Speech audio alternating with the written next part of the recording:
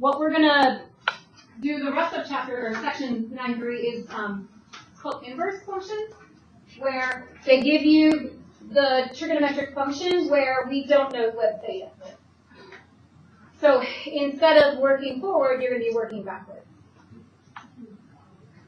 First thing you have to do is read the directions, and you will see over here, this tells you that theta is between 0 and 360 degrees. That tells me that my answers are going to be degrees.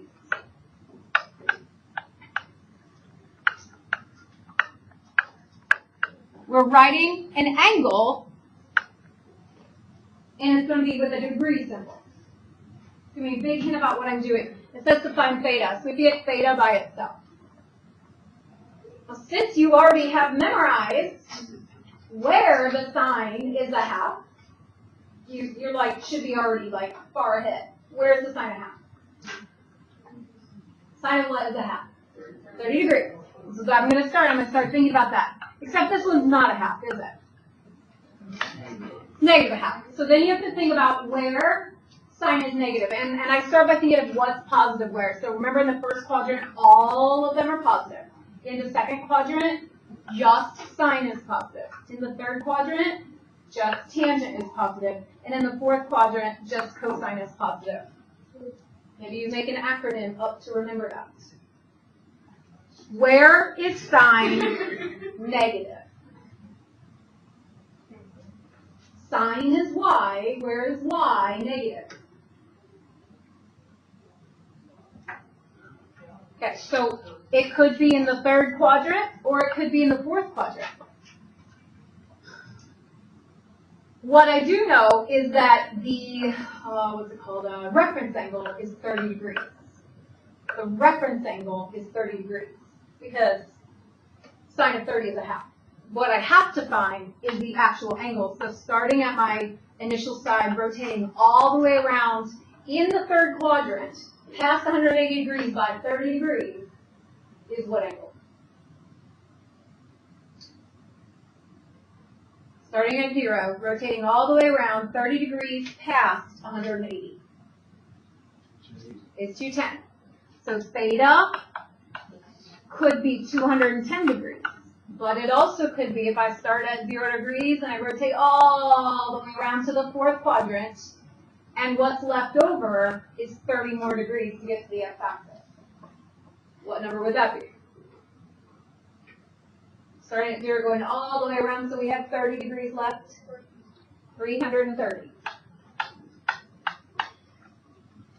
This is backwards of what we just took a quiz on.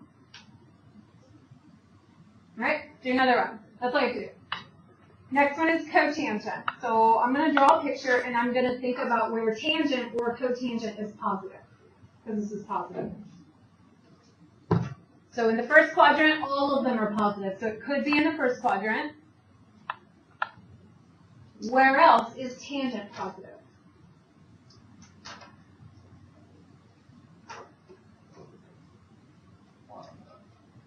What quadrant is that? Third, yeah. So those are the two quadrants where cotangent or tangent are positive. Now I need to know what angle, what reference angle is cotangent radical 3 over 3. Do you know when tangent is what? No, this is 60 degrees. So this is a 60 degree, see that color? This is a 60 degree reference angle. But we need to know from the initial side to the terminal side, what angle is it? So in the first quadrant, that one is 60 degrees. But in the third quadrant, what is that big theta that takes the first 180 degrees and adds 60 more? 240.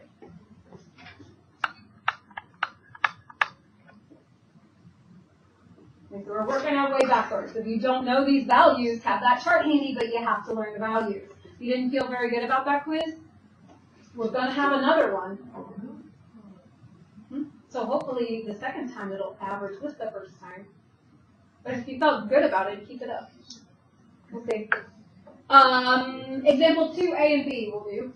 Example 2a and b. Now I'm looking at my directions. It says find the exact solution set of each equation if theta is between 0 and 2 pi. How does it want me to write my answers? In radians. So my answers will be like pi over something.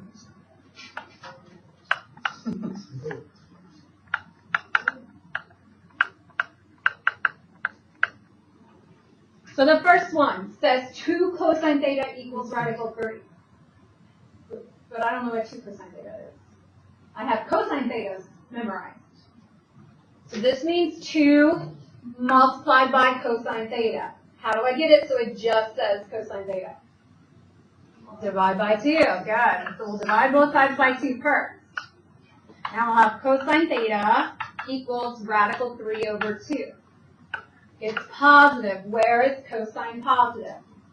First quadrant and fourth quadrant. So we're going to have 2 answers, one in the first, one in the fourth. What reference angle? Where is cosine radical 3 over 2? 30. But I want my answer in radians. So I need to know the radian that is 30 degrees. Pi over, how many 30s fit into the top? That's my first answer. Now my last answer, my second answer goes all the way around, and we have 30 degrees left to get us all the way up to the x-axis, which is pi over 6 left. If we have just pi over 6 left, how many went all the way around? There's 6 pi over 6 on top. There's 5 more on the bottom. Where is that total? It's 11 pi over 6. All the way around 2 pi would be 12 pi over 6. So that's just one less, 11 pi over 6. Okay, look at the next one lesson that we'll do today. 4 cosecant theta plus 1 equals 3 cosecant theta. If we need to solve for cosecant theta, we have to have it all on the same side of the equation. What should I do first? It's just an equation. Minus 1? That's not the first thing I'm going to do. I am going to do that. What should I do first so that all the cosecant thetas are on the same side of the equation?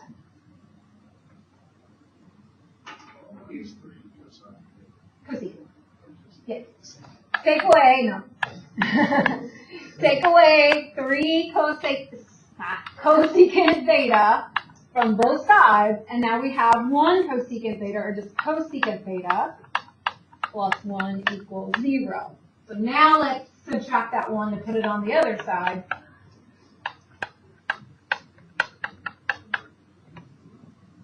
And you have the equation that says cosecant theta equals negative 1.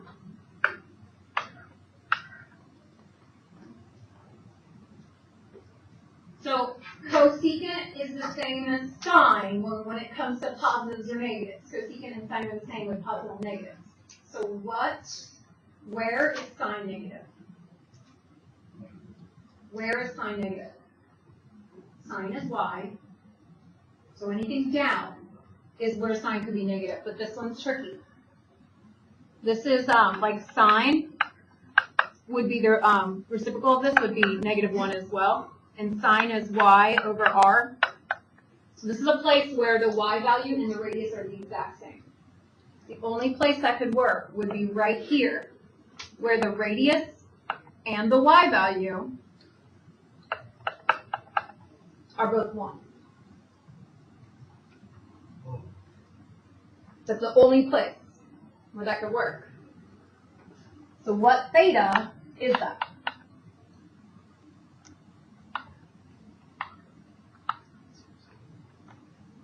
What am I counting by? What's this first theta?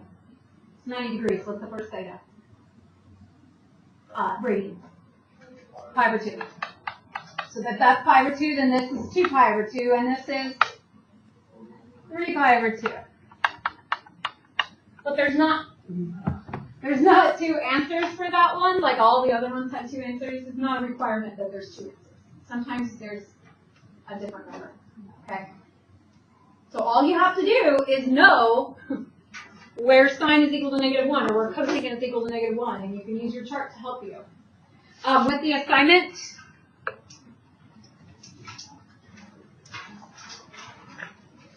you should be able to do 1 through 9. That's what we just had a quiz on. Not the new stuff.